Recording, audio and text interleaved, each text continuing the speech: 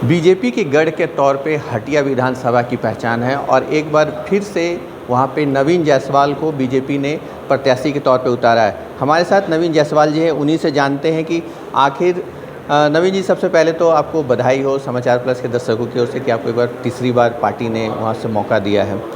क्या रणनीति रहेगी और कैसे, क्योंकि पिछले 10 साल से आप वहाँ पे विधायक हैं, कैसे चीज़ों को लेकर आगे बढ़िएगा?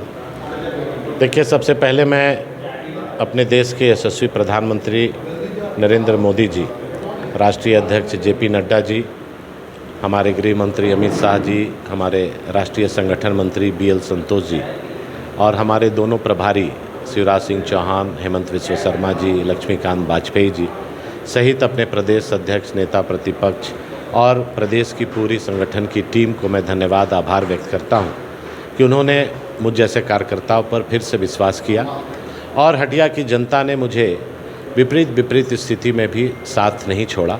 और इस बार मुझे पार्टी ने जो विश्वास किया है, मुझे पूरा विश्वास है कि भारतीय जनता पार्टी और एनडीए की सरकार झारखंड में बनेगी और उसमें हटिया का भी एक कमल जुड़ेगा। और जो अधूरे काम हैं, जो 5 साल कांग्रेस जेएमएम के कार्यकाल में हम लोगों ने देखा कि कई बाधाएं आई, कई मेरी योजना थी, चाहे स्वास्थ्य में नगड़ी में एक हॉस्पिटल बनाने की बात हो, चाहे रातू सीएचसी को अपग्रेडेशन की बात हो, कॉलेज की बात हो, कई मामलों में मैंने पहल किया। लेकिन ये सरकार के नकारात्मक रवैये के कारण जो काम अधूरे बचे हैं, जो पेयजल की व्यवस्था जो हम लोगों ने शिलान्यास किया था 550 करोड़ का शहरी क्षेत्र का और 450 करोड़ का ग्रामीण क्षेत्र का, उसका काम अभी प्रोसेस में है, लेकिन धीमी गति से यह सरकार चला रही है।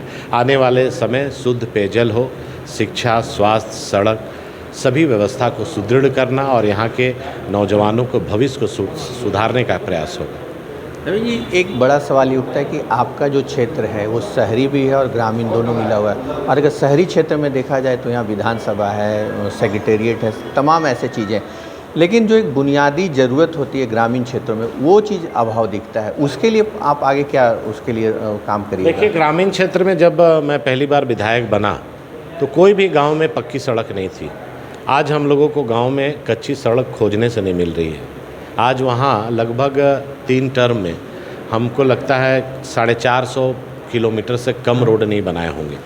कई पुलिया बनाए, अब पुल नहीं मिल रहा है हटिया विधानसभा में बनाने के लिए। तो जो बुनियादी समस्या है उसमें तेज़ी से काम हुआ है और समस्याएं तो आती है, और जो सड़क बनाए हैं 10 साल पहले वो भी टूटा है।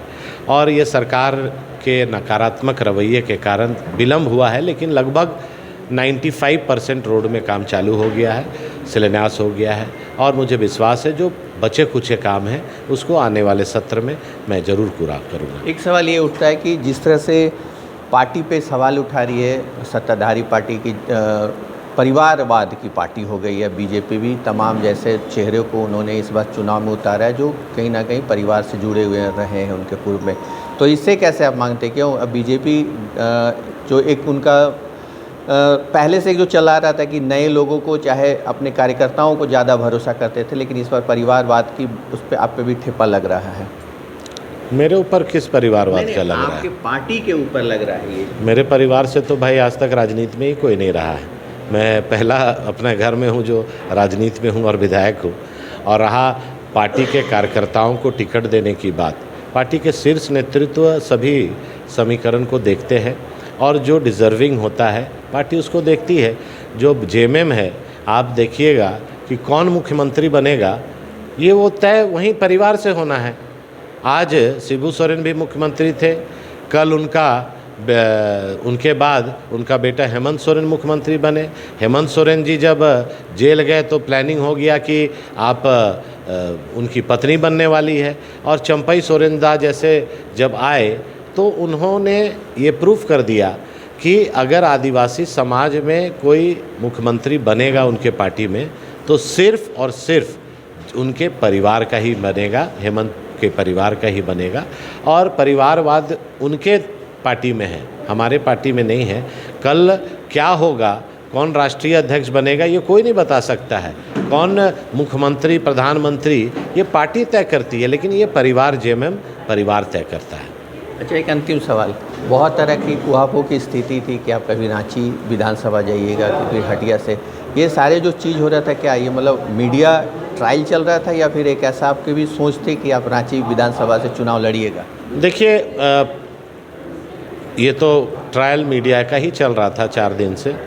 मुझे जानकारी नहीं है इस विषय में क्या हो रहा था, नहीं हो रहा था। जो मीडिया में हम लोग पेपर में और प्रिंट मीडिया में देख रहे थे, लेकिन जब मैं यहाँ पर फसल लगाया हूँ तो यहीं काटूँगा। और पार्टी ये इस प्लेटफॉर्म में कहाँ चर्चा हुई मैं तो ये नहीं जान पा रहा हूँ, लेकिन मुझे हटिया की जनता का आशीर्वाद हर समय मिला है और इस बार भी पूरा मिलेगा। तो ये थे नवीन जायसवाल, जिनका सीधे सीधे कहना है कि हटिया की जनता उन पे लगातार विश्वास की है और इस बार फिर उन्हें एक बार उन पे विश्वास जताते हुए हटिया विधानसभा से कमल फूल खिलेगा। सहयोगी सुरीन प्रसाद के साथ संजीव सिन्हा, समाचार प्लस, रांची।